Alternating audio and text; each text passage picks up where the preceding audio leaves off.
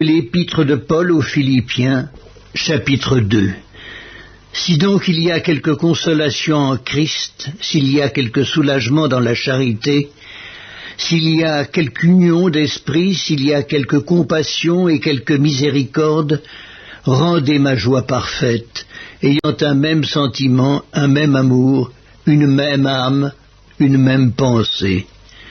Ne faites rien par esprit de parti ou par vaine gloire, mais que l'humilité vous fasse regarder les autres comme étant au-dessus de vous-même.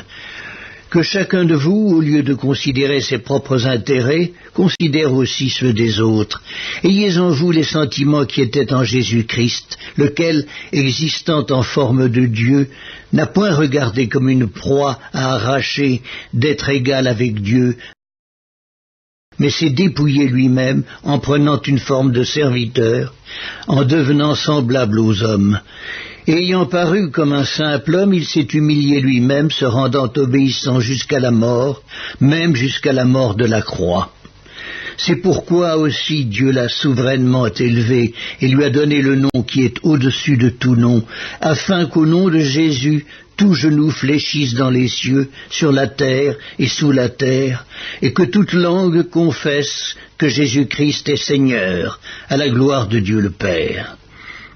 Ainsi, mes bien-aimés, comme vous avez toujours obéi, travaillez à votre salut avec crainte et tremblement, non seulement comme en ma présence, mais bien plus encore maintenant que je suis absent. Car c'est Dieu qui produit en vous le vouloir et le faire, selon son bon plaisir. Faites toutes choses sans murmure ni hésitation, afin que vous soyez irréprochables et purs, des enfants de Dieu irrépréhensibles, au milieu d'une génération perverse et corrompue, parmi laquelle vous brillez comme des flambeaux dans le monde, portant la parole de vie.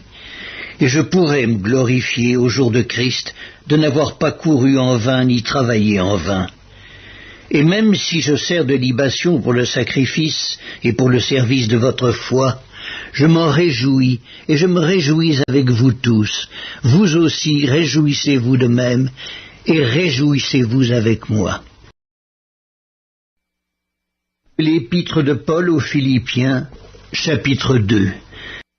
J'espère dans le Seigneur Jésus vous envoyer bientôt Timothée, afin d'être encouragé moi-même en apprenant ce qui vous concerne. Car je n'ai personne ici qui partage mes sentiments pour prendre sincèrement à cœur votre situation. Tous, en effet, cherchent leurs propres intérêts et non ceux de Jésus-Christ.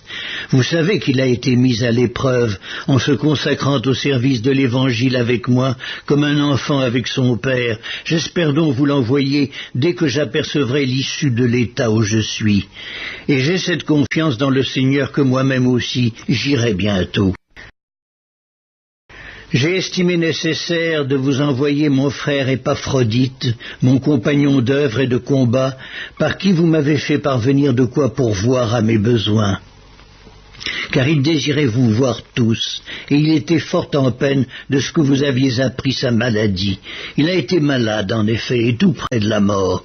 Mais Dieu a eu pitié de lui, et non seulement de lui, mais aussi de moi, afin que je n'eusse pas tristesse sur tristesse. Je l'ai donc envoyé avec d'autant plus d'empressement, afin que vous vous réjouissiez de le revoir, et que je sois moi-même moins triste.